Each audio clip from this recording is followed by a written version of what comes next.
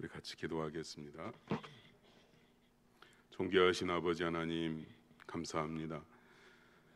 하나님의 말씀을 통해 우리에게 허락하실 은혜를 나누고자 하오니 하나님 우리에게 말씀하여 주시옵소서.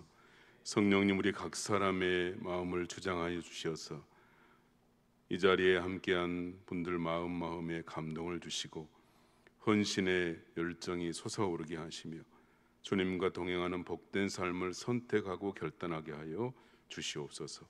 성령님 의지하오며 예수님의 이름으로 기도하옵나이다. 아멘. 할렐루야. 불러주셔서 감사합니다. 누가 불렀는지 모르겠습니다. 네. 제가 어디 가서 인물로 잘 뒤지지를 않는 사람인데 오늘 초정교 목사님을 만나니까 조금 밀리는 것 같긴 합니다. 우리 목사님과 또 당회에 초대해 주신 권사님들께 감사드립니다. 성광교회는 제가 어릴 적부터 여수에서 신앙생활한 사람이고 여수에서 자란 사람이고 여수를 떠나지 않고 지금까지 목회를 하고 있는데 성광교회는 사실 여수 사람 모두의 교회거든요. 제가 어릴 적부터 이렇게 보아온 성광교회거든요. 어머니 교회예요. 어머니 교회. 제가 어릴 적에 사실 여수 시내의 교회는 성광교회하고 영락교회만 있는 줄 알았어요. 그렇게 성광교회를 보고 자란 사람으로서 성광교회는 여수 시민의 교회고 우리 모두의 어머니 교회이니 더욱 부흥하고 또 건강한 교회로 성장하기를 축복하면서 설교를 시작하려고 합니다. 그렇게 축복합니다. 앞으로 37분 50초 동안 설교를 하려고 합니다. 그러니까 조금 더 집중해서 잘 들으시길 바랍니다.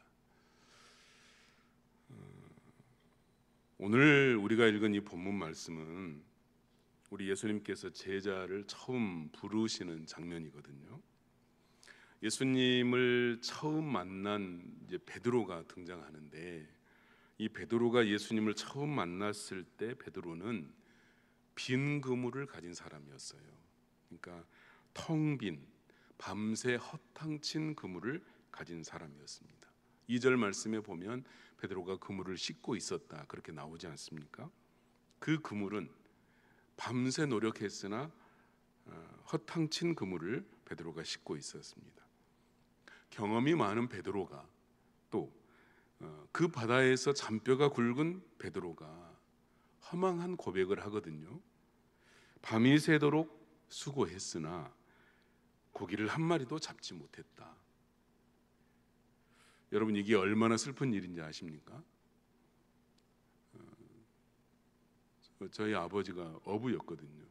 그러니까 고기를 잡으러 나갔다가 한 마리도 고기를 못 잡고 들어오는 일이 얼마나 힘에 부치는 일인지 몰라요. 그거는 안 겪어본 사람은 모릅니다.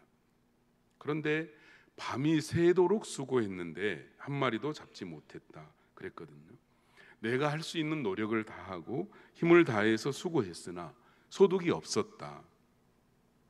사실 우리가 인생을 살면서 이런 경험이 다 있단 말이죠. 수고와 노력을 다 했는데 그것이 허사가 되고 물거품이 된 결실이 없는 그런 아픔들을 우리가 간직하고 살고 있거든요. 그래서 여러분 베드로처럼 빈 그물을 걷어올린 인생은 너무 힘에 부치고 힘겹습니다. 나의 노력은 다 했는데 더 이상 내가 할 수 있는 일은 없어요. 노력을 다 했어요. 그러면 남은 것이 뭐냐면 내가 노력한 결과가 주어지지 않는 나를 보고 원망하고 불평하고 실망하고 좌절이 온단 말입니다. 내 뜻대로 내가 마음먹은 대로 내가 계획한 대로 되지 않았기 때문입니다. 사실 여러분이 보기에 제가 이렇게 허우대가 멀쩡하고 인물이 잘난 것처럼 보이고 혹시 저 사람이 서울 강남에서 왔나 이런 생각을 할지 모르지만 저는 사실 제 인생의 전반전을 돌아보면 빈 그물을 너무 많이 걷어올린 인생이었습니다. 출생이 좀 미약해요. 제가 지난번에 제가 임직식 때 와서 은퇴식 때 와서 좀 말씀드린 적도 있는데, 저는 전남 여천군 삼서면 손중리산 191번지 평도라는 아주 작은 섬에서 태어났어요. 그러니까 지도를, 좋지 않은 지도를 보면 안 나오고 좋은 지도를 보면 그래도 나오는 그런 섬 출신입니다. 가난한 어부의 아들이고 당연히 신앙의 배경도 없습니다. 왜 그러겠어요? 교회가 없으니까. 교회가 없는 섬에서 태어났단 말입니다. 그런데 저희 아버지가 선견 지명이 있으셔서, 그래서 제가 목사가 됐는지 몰라요. 저희 아버지가 초등학교 4학년 때 저를 여수에 10달에 돈 얼마 주는 그 사골세를 얻어서 유학을 보냈어요. 제가 딱 보기에 유학파처럼 보이잖아요. 근데 초등학교 4학년 때 유학을 와서 지금까지 이렇게 여수에서 살고 있는데, 유학을 와서 사골세 방을 저희 할머니랑 저랑 여동생이랑 살았는데, 국동에 월세 방에 살 때, 여러분 그 예전에 국동에 가면 삼해수산이라고 그 쥐포 공장이 있었어요. 저도 많이 가서 할머니 일을 도와드리고 했는데, 그 옆에 보면 이제 고기를 싣고 온 상자를 버리면 찌끄새기가 나오거든요. 그 상자 부스러기, 그 상자 부스러기를 주워다가 그걸로 이제 솥을 걸어놓고 밥을 해먹고 그랬어요. 연탄을 못 사니까. 그렇게 유학 생활이 힘들더라고요. 유학 생활은 힘들어요. 네. 그렇게 이제 지내온 터에 제가 중학교 1학년이 되었을 때 교회를 처음 나가게 됐어요. 국동에 있는 그 성은교회가 제 모교회인데, 성은교회 원로 목사님께 제가 세례도 받고 그랬습니다만, 열심히 교회를 나갔습니다. 교회를 한 번 발을 딛고 나서 열심히 교회를 나갔는데, 중고등부 시간에 체험이 있어요. 제가 이제 순서에 따라서 제가 기도할 차례가 되어서 기도를 하는데, 제가 이렇게 기도했습니다. 여러분 잘 들어보세요. 하나님 아버지, 그래가지고 한참 정적이 흘러요.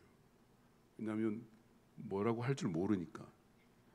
그래서 하나님 아버지, 그리고 한참 정적이 흐른 후에 밧줄로 꽁꽁, 밧줄로 꽁꽁, 그렇게 기도를 했어요.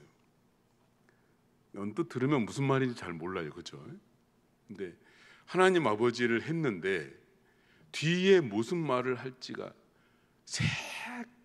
새까맣게 잊어버린 거예요. 그런데 이제 생각나는 게 한 가지 있어요. 밧줄로 꽁꽁은 왜 나왔냐? 우리 아버지가 어부라고 했잖아요. 우리 아버지가 고대구리 그물하는 그 배를, 고대구리 몰라요? 고대구리라는 그 그물코가 작은 소형 기선 저인망, 표준말로 그걸 했는데, 제가 본 기억으로는 우리 아버지가 항상 배전에서 줄을 이렇게 당겨서 세린 것만 생각이 난 거야. 내 그때 기도하고 있는데 그 생각이 난 거예요.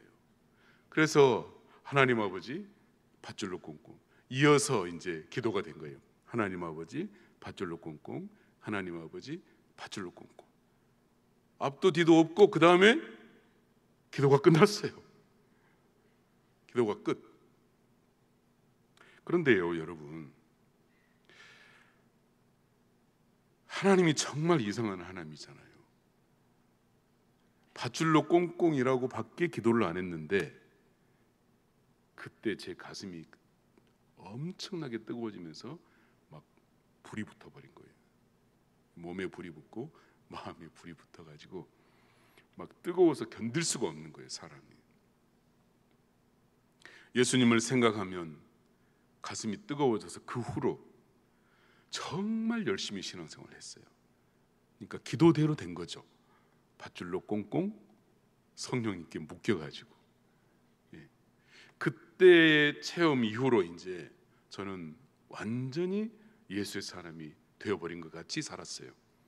주일에도 교회 가고 새벽에도 교회 가고 저녁에도 교회 가고 학교 갔다가 교회 가고 집에 갔다가 교회 가고.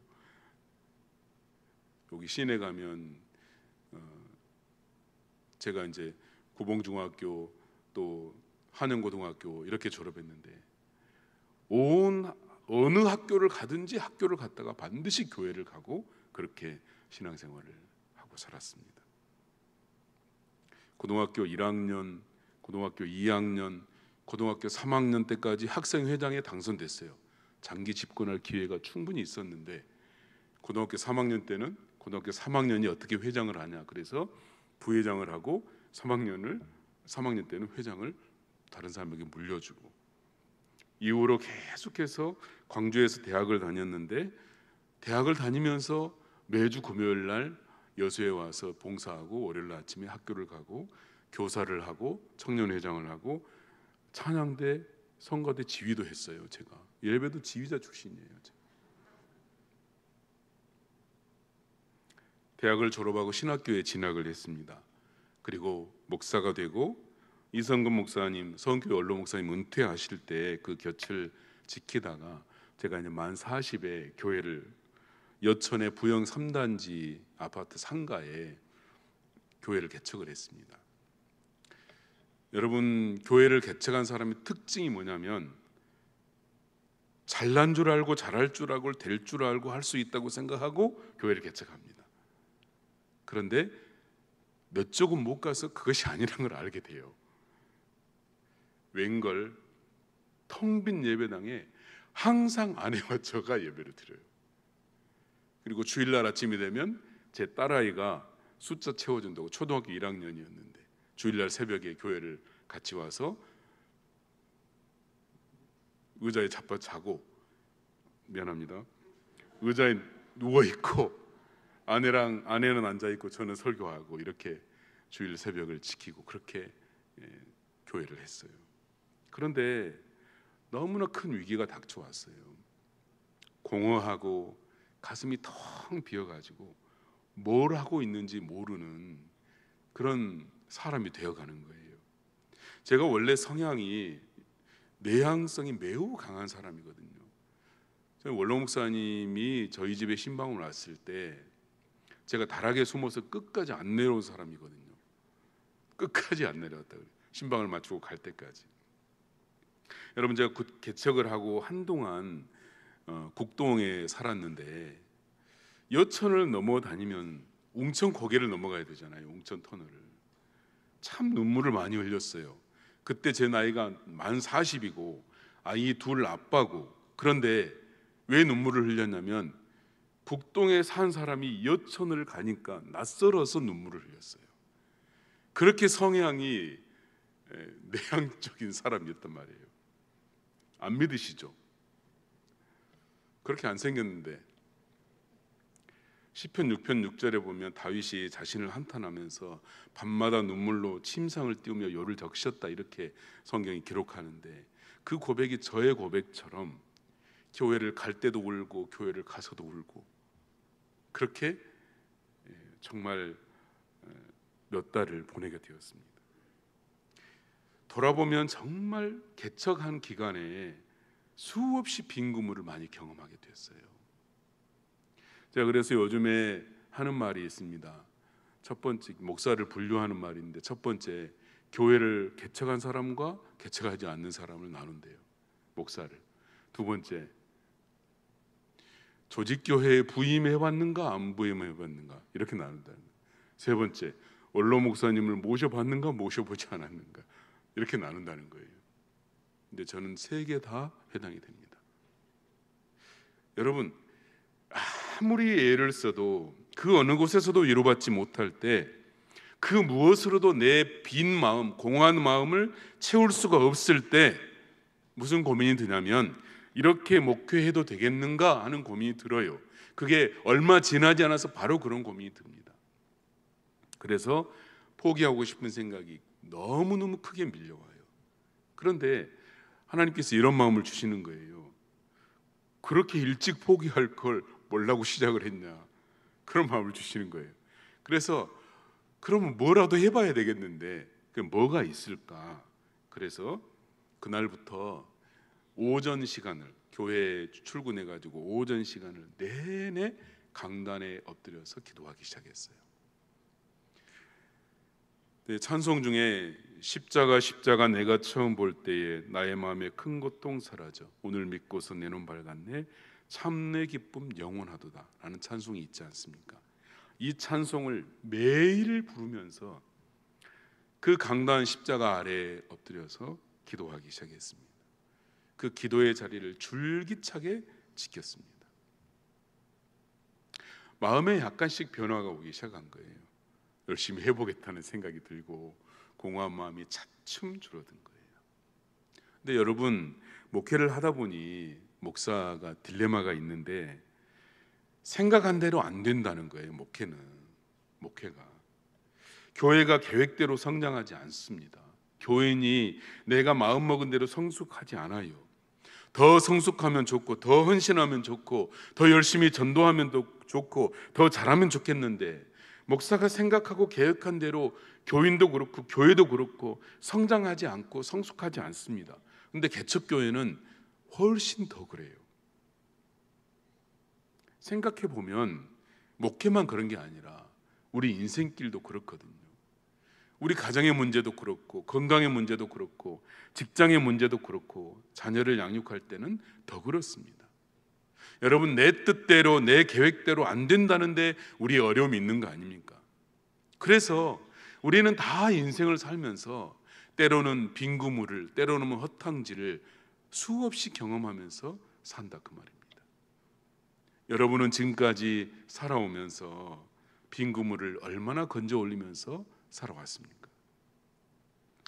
나는 크고 원대한 계획을 가지고 하나님께 열심히 기도하고 최선을 다해서 노력하고 밤낮으로 수고를 아끼지 않았는데 건져 올렸더니 빈구물이지 않았냐 그 말이에요.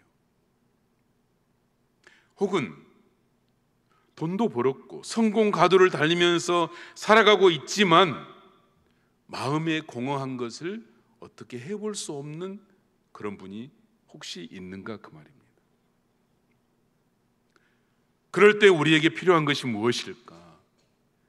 내가 할 수 있는 노력과 수고는 다 해보았지만 수확이 없는 빈구물, 좌절하고 낙심하고 불평이 나오는 그때 우리에게 필요한 것이 무엇일까?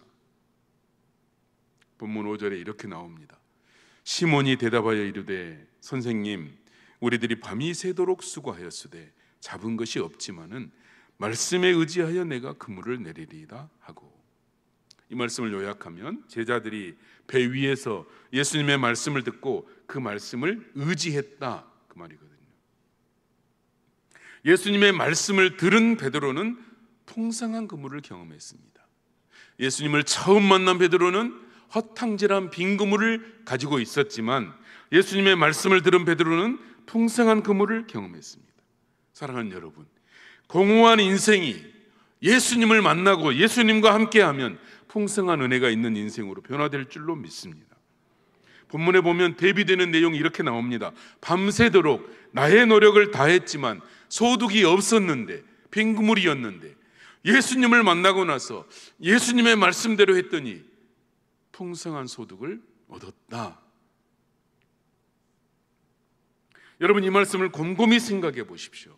나의 힘으로는 도저히 거둘 수 없는 수확, 지금까지 한 번도 경험해 보지 못한 풍성한 열매, 내 생각을 뛰어넘는 기적 같은 일을 경험하게 된 비결이 있다는 거 아닙니까? 방법이 있었다는 거 아닙니까? 제자들이 어떻게 했기에, 베드로가 어떻게 했기에 풍성한 그물을 경험했는가 말입니다. 가장 먼저 3절 상반절에 보면 이렇게 나옵니다. 예수께서 한 배에 오르시니 그 배는 시몬의 배라 그랬습니다. 내게 있는 것 중에 최고의 것을 내어드리는 믿음이 풍성함의 비결이었다 하는 겁니다. 배에 올랐다 그랬거든요. 여러분, 어부 베드로에게 재산 목록 1번이 뭐냐면 바로 이 배입니다. 베드로는 선뜻 자신의 배를 예수님께 내어주었습니다. 그런데 결과적으로 보면 그것이 베드로에게 복이었습니다. 내게 전부인 것 같은 그것을 예수님께 내어드렸습니다. 마가복음 12장에 과부의 두 렙돈이 나오는데 남들이 보기에, 남들의 평가에 의하면 액수로 보면 적은 액수입니다. 아무것도 아닙니다. 에게 그까짓 것입니다. 그러나 그녀에게 그것은 전부였습니다. 전부를 드렸습니다. 내게 있는 전부, 그것이 참된 믿음, 좋은 믿음이거든요. 사랑하는 여러분, 이왕 주려면 남이 줄 수 없는 것을 주십시오. 이왕 주려면. 어느 마을 경로당에서 바자회를 열었어요. 바자회 알아요? 바자회를 열었는데 집에서 쓰다 만 것, 어떤 것도 괜찮으니 다 가져오라. 그래서 어느 할머니가 나도 쓰다 만 것이 하나 있는데 갖고 와도 되냐? 뭔디? 그러니까 우리 영감 그랬다니까요. 쓰다 만 것 가져오지 말고 남들이 줄 수 없는 것, 남들은 전혀 생각지도 못한 그것, 어찌 보면 주님께서 그걸 우리에게 원하고 있는지 몰라요. 남들이 다 하는 것, 남들이 다 하는 봉사, 남들이 다 하는 만큼 그것 말고 우리 주님은 전혀 우리에게 다른 것을 원하고 있는지 몰라요. 우리 교회를 향해서도 다른 것을 요구하고 있는지 몰라요. 왜? 성광교회니까. 여수 사람 모두의 교회니까. 다른 교회들처럼, 다른 교회들이 하는 것처럼 그거 말고 성광교회가 할 수 있는 것을, 성광교회만 할 수 있는 것을, 여수의 어머니 교회니까 그 어머니가 진짜로 되어줄 그런 것, 그런 것을 우리 교회에 요구하고 있지 않을까 말입니다. 대충 남들이 하는 것만큼, 다른 교회가 하는 것만큼 그런 거 말고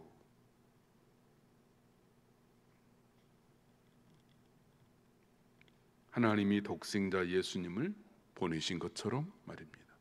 하나님은 누구도 줄 수 없는 것을 우리에게 주셨습니다.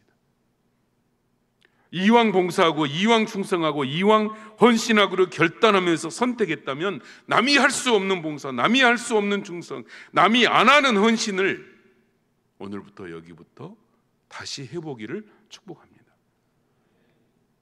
다른 권사님들이 다 하는 것 말고, 다른 교회 권사님들이 다 할 수 있는 그런 것 말고 진짜 배기를 오늘부터 해보는 권사님들이 되시기를 축복합니다. 두 번째는 내게 있는 것으로가 비결이었어요. 내게 있는 것으로. 육지에서 떼기를 청하시고, 그 말은 가만히 있으면 배는 안 나가거든요. 그러면 베드로가 뭘 해야 되냐면 노를 저어야 돼요. 그래서 지금까지 베드로는 자기를 위해서 자기가 잘하는 것을 했어요. 노를 젓는 일, 배를 운전하는 일, 베드로가 가장 잘하는 일이거든요. 그런데 예수님이 베드로에게 배를 띄기를 청하시고 나를 위해 노 한번 저어달라 말씀하시거든요. 나를 위해 노 한번 저어달라는 주님의 말씀을 우리도 듣고, 사랑하는 여러분, 내가 잘하는 그것을 세상에 박수 받는 곳에 쓰려고 애쓰는 것이 아니라 주님의 영광을 위해서, 이 몸된 교회를 위해서 마음껏 사용되어지는 여러분 되기를 축복합니다. 나를 내어드립니다. 나의 달란트를 내어드립니다. 나의 재능을 다 내어드립니다. 하나님 마음껏 사용하십시오. 나를 통해 주님의 영광이 드러나게 하시옵소서. 여러분 잘 생각해 보십시오. 혹시 여러분의 손에 무엇을 들고 있는지 말입니다. 저도 목사들이 다 겪는 어려움이지만 연말이 되어 갈 때 봉사자들을 세워가는 일이 예전처럼 쉽지만은 않습니다. 예전에는 그래도 속구고 골라서 일꾼을 세우고 쓰고 그랬는데 지금은 빌고 빌어야. 저도 자존심이 있어서 쉽게 무릎은 안 꿇습니다만은 거의 무릎 꿇을 정도로 빌어야 겨우 한마디 그러면 해보든가 그런 말이나 듣습니다, 여러분. 근데 여러분, 우리 손에 여러분 혹시 없는 것 리스트가 들려있지 않습니까? 못하는 것 리스트가 들어있지 않습니까? 이것도 없고 저것도 없습니다. 나는 이것도 못하고 저것도 못하겠습니다. 이래서 못하고 저래서 안 된다. 그런 리스트를 쭉 들고 리더를 대하고 있지 않습니까, 여러분? 안 되겠제, 못하겠제, 돈 없겠제, 힘들겠제, 그런 말을 입에 달고 있지 않습니까? 그러나 여러분, 하나님의 손에 붙들려서 바꿔지기를 축복합니다. 없는 것 리스트를 뒤집어서 있는 것 리스트, 할 수 있는 것 리스트로 바꿔지는 은혜가 있기를 축복합니다. 복음서에 오병이어 기사가 나옵니다. 소년의 물고기 2마리, 떡 5개, 한 명 양식이 2만 명을 먹였거든요. 내게 있는 것을 드리고 그것이 주님 손에 붙들리면 놀라운 역사가 일어난 거 아닙니까? 우리 권사님들은 기도의 무릎과 경험의 연륜을 가지고 있습니다. 오늘 여기에서 다시 해보는데 꼭 필요한 조건들이거든요. 오늘 여기에서 다시 하나님이 내게 주어진 것으로, 이미 내가 가지고 있는 것으로, 이미 내 손에 들린 것으로 헌신하기로 결단하고 작정하면 못할 일이 없는 줄로 믿습니다.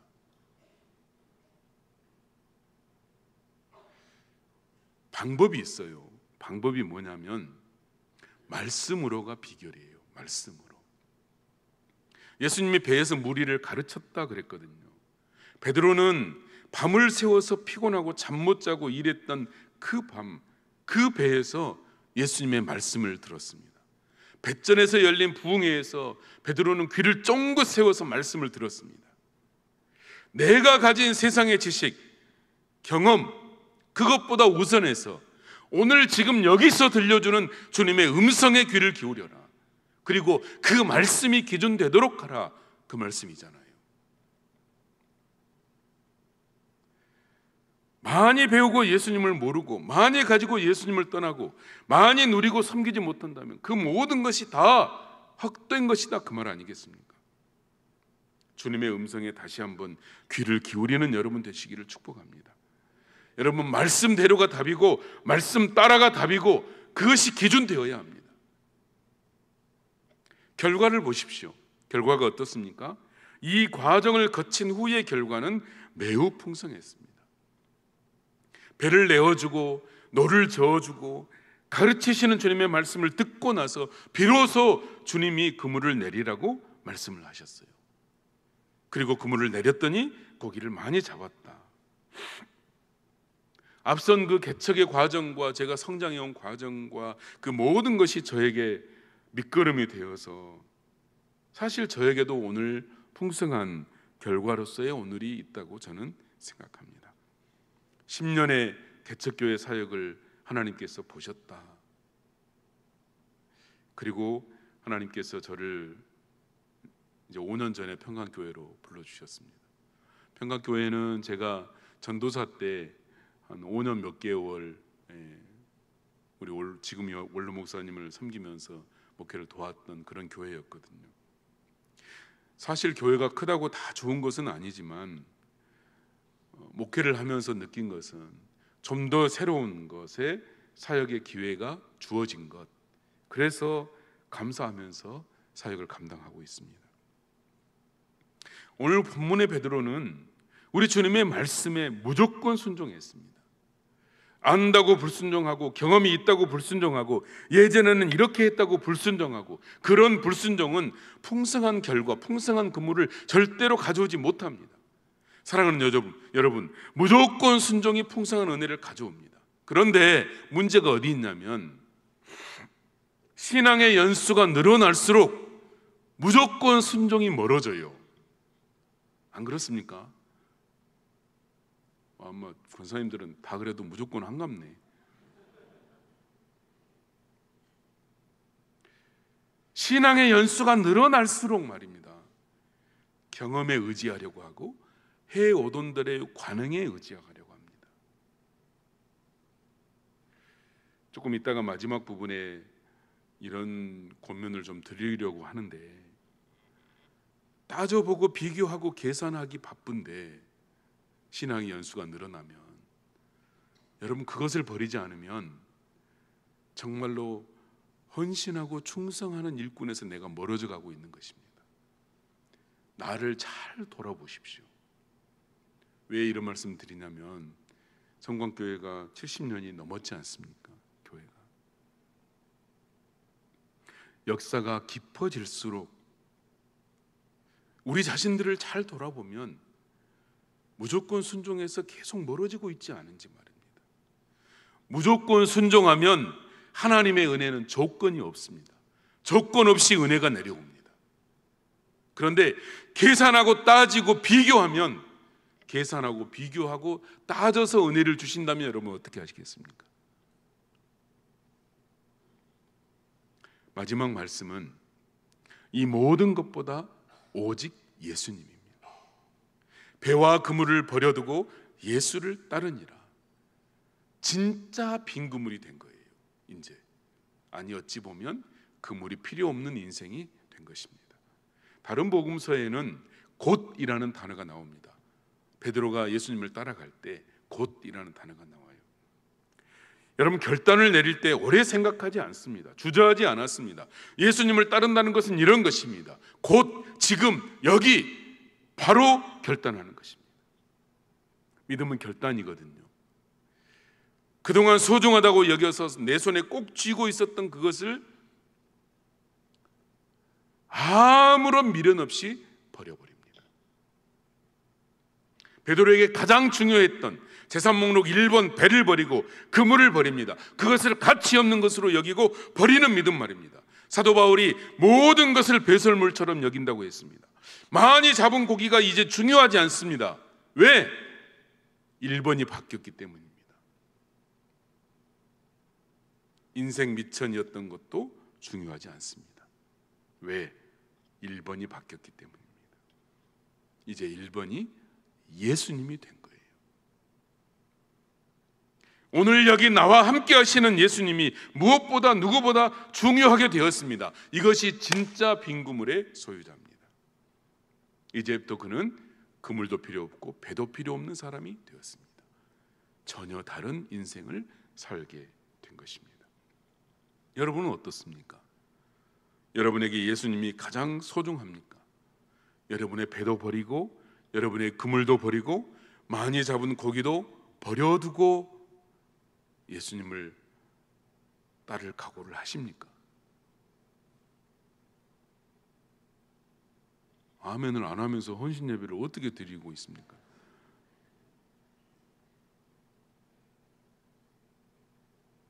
어디 딴 교회 목사님이 와가지고 막 재산도 버려보라 그러고,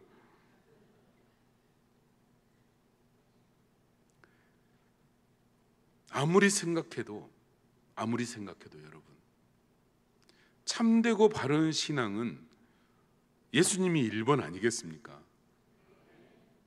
그런데 진짜로 그러냐 그 말이에요. 진짜로. 제 말은 그렇게 다 아멘을 하고 예 그럴랍니다 그래 놓고 저 문을 나가면서 진짜로 그러냐 그 말이에요. 이 진짜로가 여러분 오늘 밤에 잠들기 전까지 계속해서 마음에서 울려나기를 바랍니다. 진짜냐? 진짜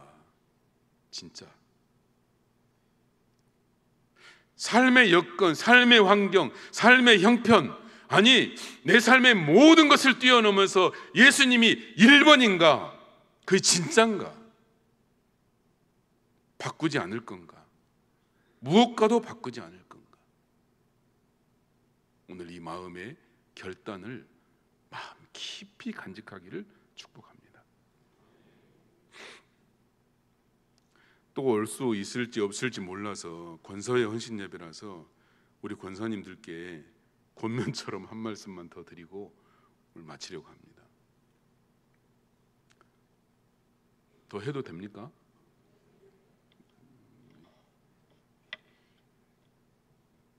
요즘 설교 길게 하면 막 뭐라 했던 분들이 많아가지고 3분 남았습니다. 3분. 비 오는 날에 우산을 썼는데 비를 맞는 이유가 3가지가 있다 그래요. 권사님들 잘 들으십시오. 권사님 원신 예배니까. 비가 오는 날 내가 우산을 썼는데 비를 맞는 이유가 3가지가 있다. 첫째, 몸에 비해서 우산이 작기 때문에 비를 맞는다. 저는 어디 가서 설교를 하거나 어디 임직식에 가거나 그러면 이 이야기를 좋아합니다. 이 우산론이라고 제가 이제 붙였는데, 여러분, 우산이 작으면 비를 맞아요. 권사님들의 우산이 커야 돼요. 권사님들의 우산이, 믿음의 우산, 섬김의 우산, 헌신의 우산 크기가 커져서 여러분 비를 맞지 않는 교회의 어머니들이 되시기를 바랍니다. 누가 내 품으로 올 때 내 새끼 챙기기도 바쁜데 뭘라고 나한테 왔냐 이렇게 하는 권사님 되지 말고, 너도 내 새끼고 너도 내 새끼고 권사님들의 품을 넓게 가지고 교회를 품는 권사님들이 되기를 바랍니다. 왜 비를 맞냐? 우산에 구멍이 나면 비를 맞아요. 살면서 여러분, 인생을 살면서 구멍 하나 날 일이 없겠습니까? 누구든지 많죠. 그런데 구멍이 뚫리고 나서가 중요해요. 구멍을 막는 누군가가 꼭 필요하거든요. 첫 번째 손이 누구 손이 되면 좋겠습니까?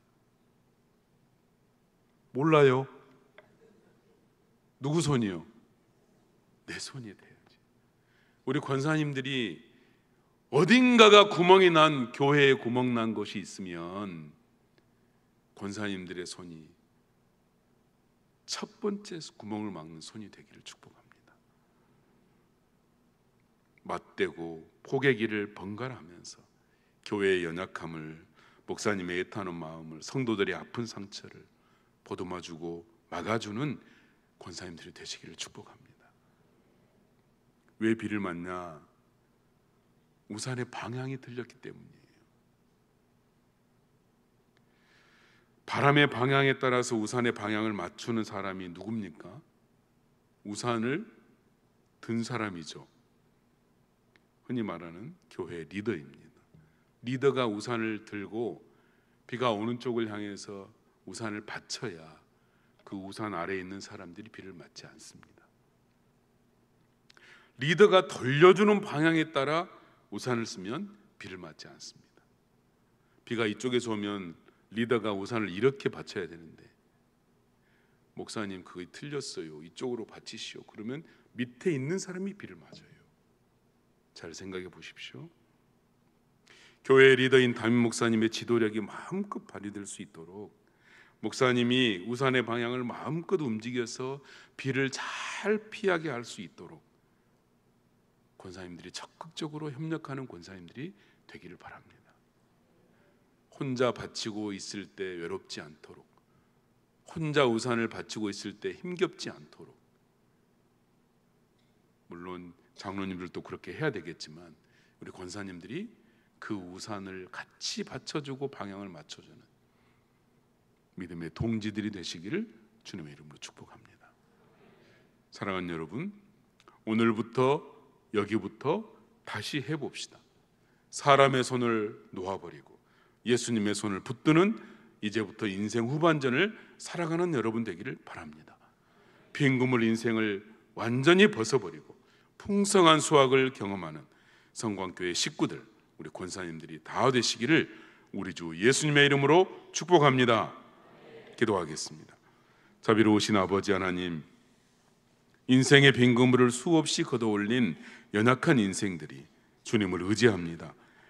연약한 나는 십자가 은총에 감추시고 다시 사신 주님의 능력으로 결단하고 헌신하는 믿음의 사람들이 되게 하여 주시옵소서. 어제보다 더욱 깊어지고 지난해보다 더욱 나아지는 믿음의 사람들이 되게 하여 주시옵소서. 오늘 헌신 예배를 드리는 권사님들을 위해 은혜 위에 은혜를 베풀어 주시옵소서. 다른 사람이, 다른 기관이 할 수 없는 최고의 헌신으로 하나님께 영광을 돌리게 하여 주시옵소서. 권사님들의 가정마다, 일터마다, 사업마다 형통의 문이 활짝 열리게 하여 주시옵소서. 성광교회가 믿음과 사랑의 공동체가 되게 하시고 더욱 부흥하게 하시고 든든히 서가게 하여 주시옵소서. 좋은 소문나는 좋은 교회, 이 지역의 어머니로서, 어머니 교회로서 등불이 되고 모델이 되는 교회가 되게 인도하여 주시옵소서. 조정배 목사님께 특별한 은총을 베푸셔서 어려움 없게 하시고 평탄과 형통의 목회가 되도록 인도하여 주시옵시고, 여러 사역을 감당할 때 조금도 부족함이 없게 하여 주시옵시고 크신 은총으로 덧입혀 주시옵소서. 우리 구주 예수님의 이름으로 기도하옵나이다. 아멘.